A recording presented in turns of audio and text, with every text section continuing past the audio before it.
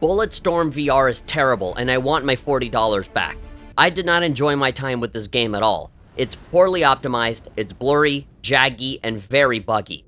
The graphics look terrible inside the headset, the sound is really bad, and the shooting is incredibly dull and unsatisfying. The gameplay doesn't take advantage of its VR status at all, and as a game, the story writing holds up even worse than how it did before.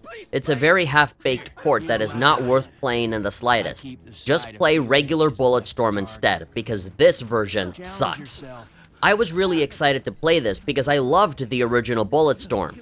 I played it on Switch twice, and then a third time on PS4, and loved it on both platforms. And when I heard that a VR version would be coming out, it felt like a dream come true.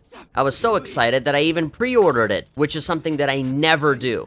And after playing it for only a few hours on launch day, all I can do is recreate the review bra meme and say that my disappointment is immeasurable and my day is ruined. The flat screen footage you can see now doesn't look too bad, but inside the headset, it looks terrible.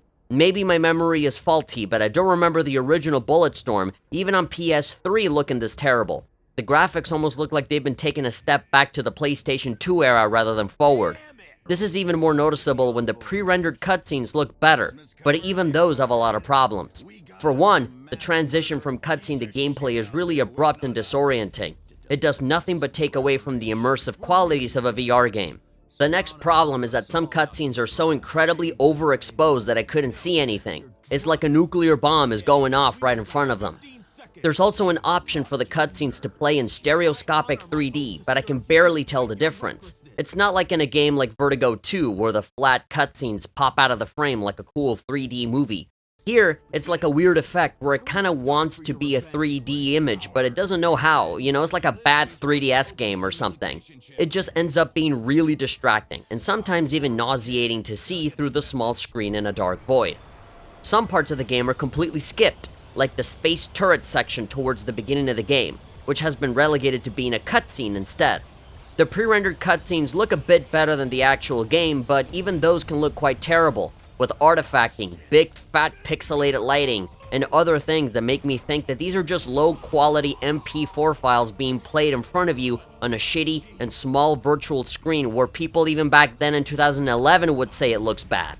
Now that we're on the topic of shitty screens, it is not fun or immersive to play around with the menus at all, especially with how tiny and jaggy the text is. I'm playing this on PlayStation VR 2, by the way.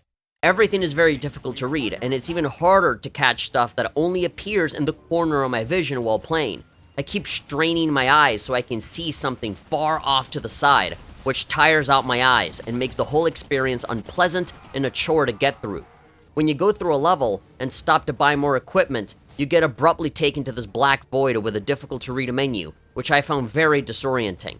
I think it would have been better for them to have a hologram that appears in real time, instead of very rigidly doing what the original game did. This just goes to show that the developers took no care in actually adapting the game to VR and designing it around this new form of play, but rather just shoehorning in whatever they already had and forcing it to work in VR, treating your headset less as a vehicle for enhanced immersion and more of a computer monitor strapped to your face. It doesn't help that the NPCs stand completely still when you shoot them, as they absorb bullets like a sponge, and when they die, they ragdoll like I'm playing Gmod or something. And speaking of Gmod, I've had more than a few moments where enemies clip through the environment and start traveling through the level as their dead bodies glitch and vibrate all over the place.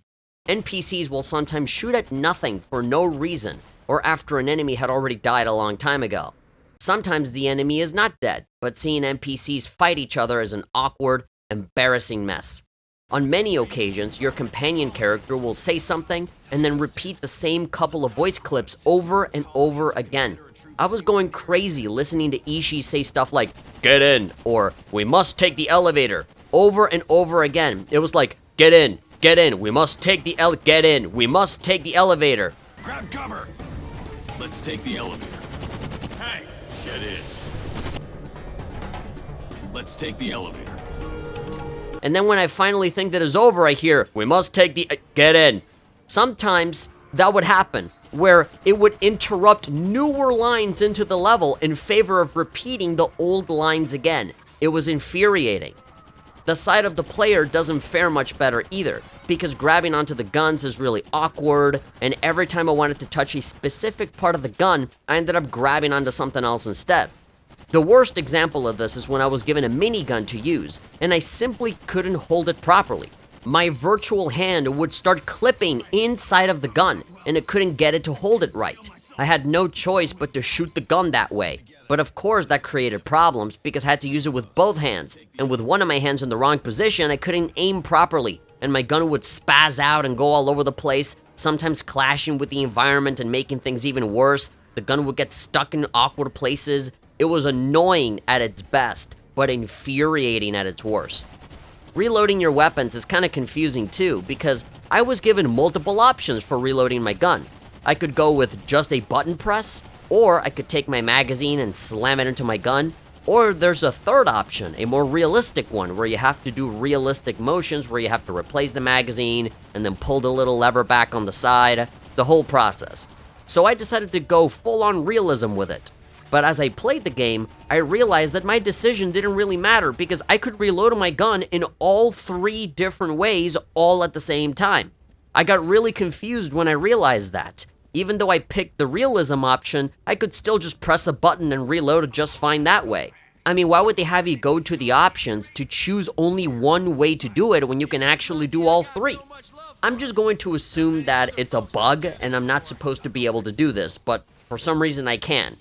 Eventually, you get the option to dual wield your weapons and shoot with both hands. So ultimately, I think the singular button press for reloading is the best way to go, but still, it's weird that I can do all 3 reloading types, even though I chose one specific type. For anyone that doesn't know Bulletstorm, the main draw that makes the gameplay so much fun is the arcade-style scoring system, where pulling off creative kills can get you more points that you can use to buy upgrades and ammo. However, this port is so bad that they managed to make the most fun part of Bulletstorm into a boring and awkward mess. For starters, the original game has a kick button as a melee attack that you can use to send enemies flying. In VR, you can't use your legs, so you're relegated to flicking down on the analog stick to summon this weird ghostly leg out of nowhere for the kicking to happen. There's no other way for me to say it. This looks and feels absolutely terrible.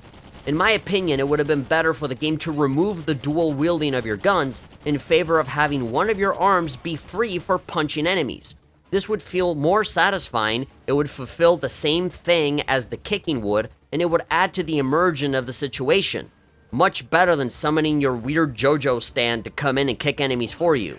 In fact, more physical actions would have been appreciated for this game, like using your own 2 hands to rip an enemy apart or throw objects yourself. But of course, that would necessitate actually redesigning this game to fit the platform that it's in, rather than the lazy copy-paste port that this ended up being. Which leads me to the next point, which is the leash. The game's main attraction that allows for cool things to happen is so boring to use in VR. It's really awkward to aim with my head as I throw my leash, or an alternative option of aiming with my hand and doing a button press is also really awkward, and it discourages me from ever using it unless I really have to. You know, I've been playing a lot of Asgard's Wrath 2 recently, and in that game you have swords that can also turn into whips. It works extremely well there because it serves multiple purposes. You can of course attack enemies with it, but you can also pull in items, bring enemies closer to you, have it combine with other weapons that you have, or you can even use it as a mode of transportation by swinging yourself from one point to another. If the developers of Bulletstorm VR wanted the leash to work to the best of its abilities in VR, this is what they should have done. And then added some new finishers to encourage people to do it, and add more to the arcadey side of the gameplay. But of course, none of that is the case. You just have a flaccid, boring button press, or a gesture that's more difficult to use and aim than in the original. I never thought they would manage to ruin one of the best parts of Bulletstorm, but they managed to do it. In terms of comfort levels for the game, I'm normally really resistant to motion sickness. I play a ton of VR games, and have had long 5-hour sessions playing through many other titles. But here, all of these issues I pointed out combine into one messy experience that tires me out and gives me a headache a lot faster than I thought it would. It's simply an uncomfortable time, and I feel bad for anyone that plays this game as their first experience with VR. Those are all of the VR-related criticisms I have for the game, but there's a few other criticisms dedicated to Bulletstorm just as a video game in general, ignoring the VR part of it. The most obvious one is that the writing is pretty terrible, with all of the crass and fake maturity that a first-person shooter from 2011 has to offer. It's definitely a product of its own time, and I don't think it holds up very well. I've never really cared about any of the characters in the game, because everyone goes out of their way to be as unlikable and mean and angry as possible. This is like a 12-year-old's vision of what a cool action game character would be like. Dudes with big guns that say fuck a lot, and a villain who is evil because he says fuck slightly more than everyone else. And then the girl character that is just the girl. She's there to be the girl. Although now that we're on the topic of the swearing, when I was playing the game, I saw that some of the dialogue lines got censored. They were actually censoring out all the swearing. And I went through all the options and I couldn't really find any kind of switch where I could turn on or off the censorship for the curse words.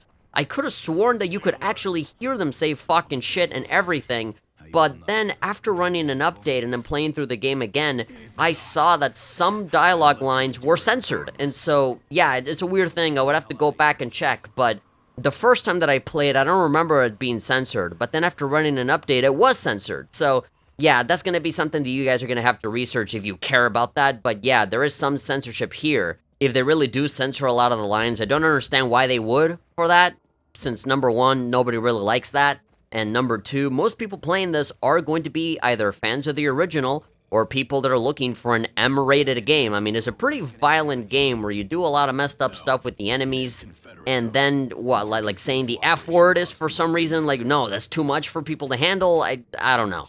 At the end of the day, this game is simply not worth getting. You would think that because it's in VR that the experience would just automatically be enhanced in some way, but it simply isn't. If anything, it just makes it much worse because of how poorly implemented it is. This doesn't feel like a game developer made this, but rather a fan in his room making a crappy VR mod for the game. This looks like what I would do if I tried to mod the game into VR. If that's what this game was, just a free mod that you can download for PC, then I would be a lot more forgiving. I would be like, alright, you know, a fan did his best, he tried to adapt the game, and it doesn't quite work very well, but hey, right, it's not an official port, they're not redesigning the game from the ground up, poor guy is just working with what he's got, right?